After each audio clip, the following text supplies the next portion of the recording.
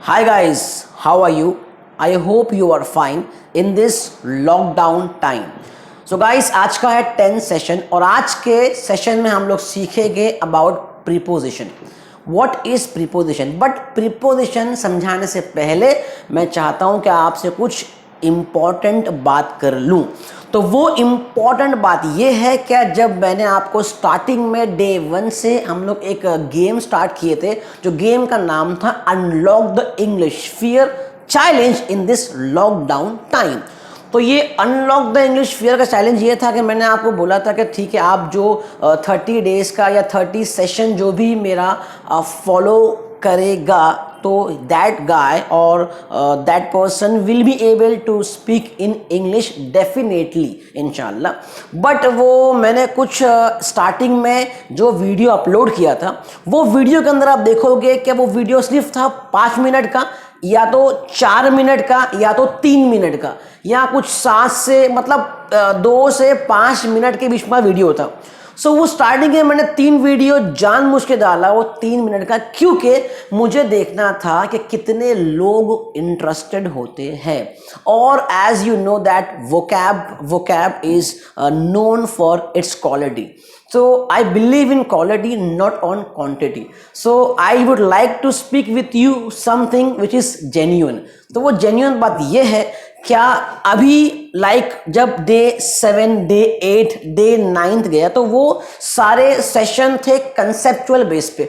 तो conceptual base के session जो थे वो मैंने जानबूझ की लेंदी लेक्चर लिया था. The reason is that because वो 15 मिनट का सेशन वही लोग सुनेंगे जो लोग सीरियस है. और अगर आप लोग मेरा सेशन डे 1 से डे 9 तक फॉलो किए हो, तो शायद बीच में डे 7 या डे 6 का जो सेशन था, वो सेशन में मैंने सिर्फ आप लोगों को आप लोग से एक बात किया था, क्या जो लोग सीरियस है only those people can follow me, और जो सीरियस नहीं है तो वो लोग फॉलो मत करो.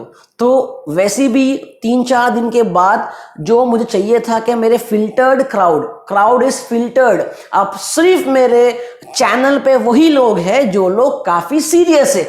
I don't bother about 100, 200, 300, 1000, 1 lakh, 1 crore. I don't bother about 10, 20, 30. मेरे चैनल पे अगर 30 लोग भी है तो I am very happy, because ये 30 लोग डेफिनेटली बेनिफिटेड होंगे. बिकॉज यहाँ 30 सेशन देखने के बाद डेफिनेटली मुझे पता है क्या, जो मेरा वीडियो कंटिन्यूसली फॉलो कर रहा है तो उसको इंग्लिश बोलना आ जाएगा. अगर नहीं भी आएगा तो बहुत ज़्यादा फर्क उसकी पर्सनालिटी में, उसके लैंग्वेज में तो आ जाएगा. तो खैर, जस्ट मैं चाहता हूं कि आप लोग रिकमेंड करूं, क्या जिसको इंग्लिश बोलने का शौक है, तो ये मेरा डे 1 से लेके डे 30 मतलब 30 सेशन कंटिन्यूसली अगर मेरा गौर से देखोगे, और सेकंड चीज, जो मैं टास्क आपको दे रहा हूं, वो टास्क अगर बराबर से करोगे तब जाके आपको इंग्लिश बोलना आएगा.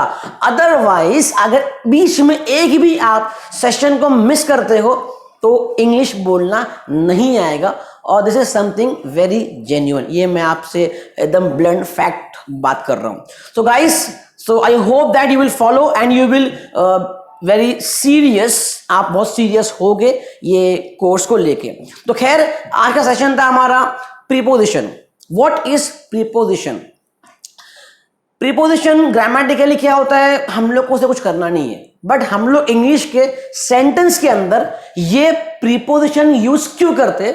बिकॉज हम लोग को एक सेंटेंस का सेंस बनाना होता है ना, तो we use preposition. For example, एक सेंटेंस है कि मैं क्लास में हूं, तो आई एम क्लास बोलूंगा तो सेंटेंस का सेंस और मतलब दोनों बदल जा रहा है. एक सेंटेंस है कि मेरे जेब में पेन है, राइट, तो मैं बोल रहा हूं पेन इज देयर या पेन इज, तो मेरा सेंटेंस का मतलब बदल जा रहा है. तो इसके लिए मैं यूज करता हूं ऐसा वर्ड जिसका नाम है प्रीपोजिशन, जो मेरे सेंटेंस का सेंस को सही कर देता है.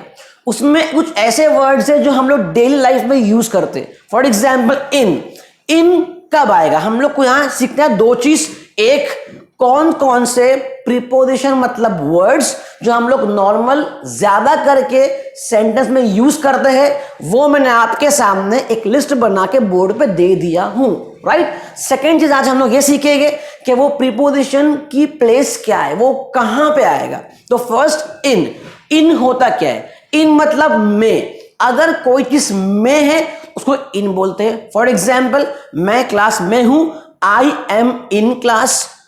ये पेन जेब में है, इट इज इन पॉकेट। तो इन मतलब में, ऑन मतलब होता है पे, मतलब फॉर एग्जाम्पल पेन बेंच पे है, it is on the bench. आप डेस्क पे हो, it is you are on the desk, right. Banner दीवार पे है, so banner is on the wall. तो इन मतलब में, ऑन मतलब पे, एट मतलब लोकेशन। अगर मुझे ऐसा सपोज एक सेंटेंस है कि मैं दुकान में हूं, तो वो दुकान मेरे लिए एक लोकेशन हो गया। तो I can say I am eight shop. मैं दादर में हूं, आई एम एट दादर। मैं सीएसटी में हूं, आई एम एट सीएसटी।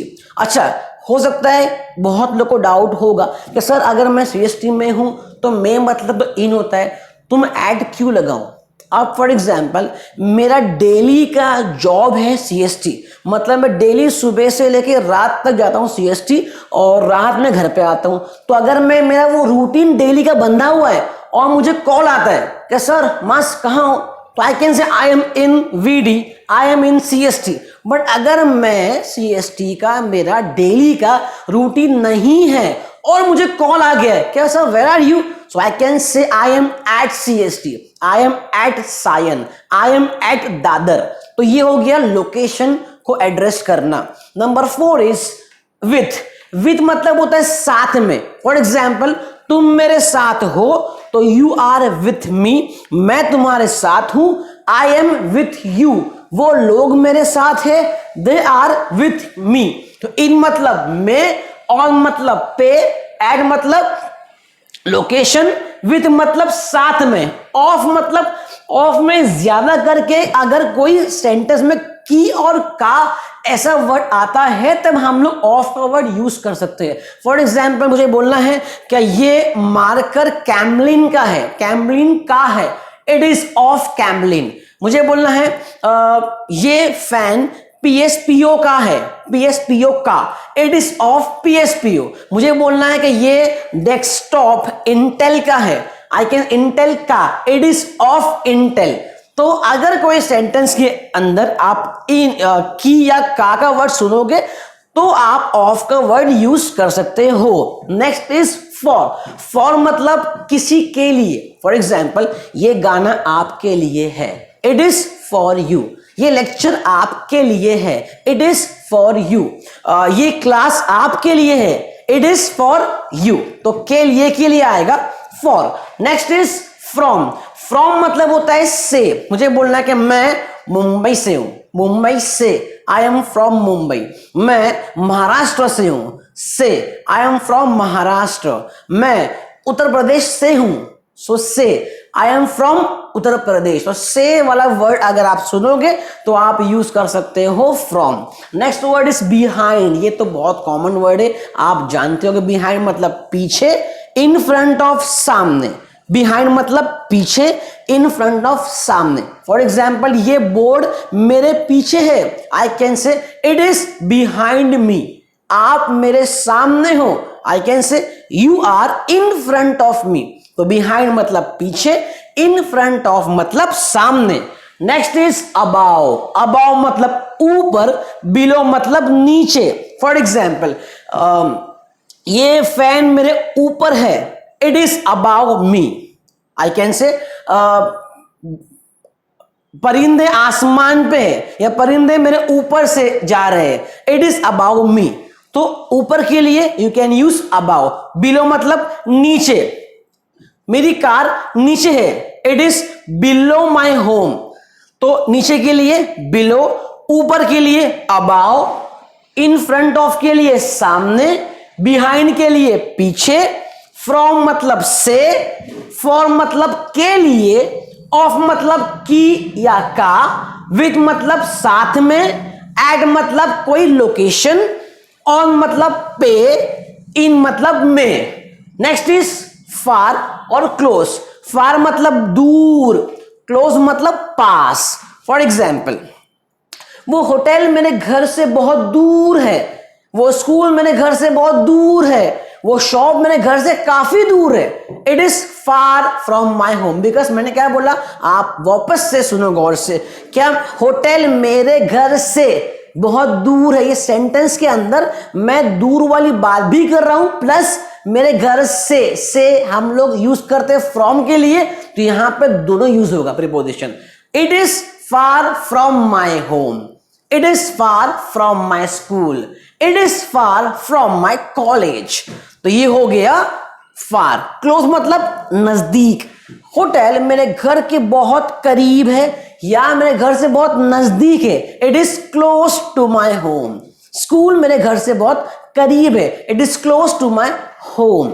ये हो गया फार और close. Last but not least is near और नियर बाय। नियर मतलब क्या होता है, पास, नियर बाय आस पास।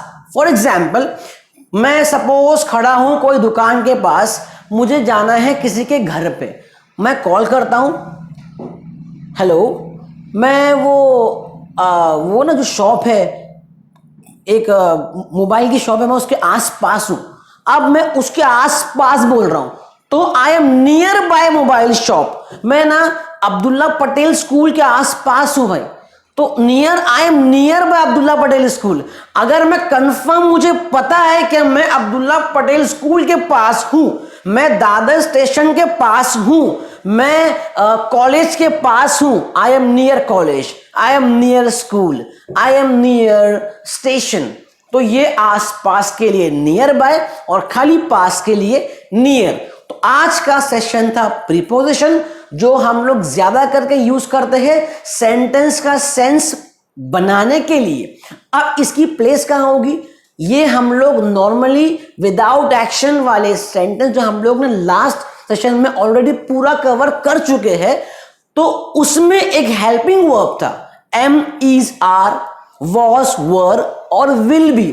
तो ये प्रीपोजिशन की जगह कहां पे है, जैसे आप लगाओगे हेल्पिंग वर्ब, उसके फौरन बाद आप उसको अप्लाई कर दोगे। फॉर एग्जाम्पल, हेल्पिंग वर्ब, मैं घर में हूं, I am in, am on, I am on dais, I am at station, I am with you, am with, am helping verb फौरन विथ आ गया, एम हेल्पिंग वर्ब फौरन एट आ गया, एम हेल्पिंग वर्ब फौरन ऑन आ गया, am helping verb फौरन इन आ गया। तो इसकी प्लेस एक्चुअल में कहां होती है, बराबर हेल्पिंग वर्ब के बाजू में होती है। तो ये था आज का सेशन, जो आपको बहुत ज्यादा हेल्प करेगा सेंटेंस फॉर्म करने के लिए, क्योंकि अभी तक 10th सेशन है आज का और हम लोग कॉन्सेप्चुअल बेस पे ही काम कर रहे हैं अब तक। तो गाइस, आज का टास्क ये है, बिकॉज टास्क के बिना तो पूरा काम अधूरा है। तो आज का टास्क ये है कि आपको इन पे बनाना है 5 सेंटेंस। फॉर एग्जाम्पल, इन, आपने अपने आप को एग्जाम्पल दोगे इन, और इन पे फ्रेम करो 5 sentence. For example, it is in my pocket. For example, I am in home, I am in class, you are in my office. तो ये ऐसे टाइप के आपको सेंटेंस 5-5 फॉर्म करना है।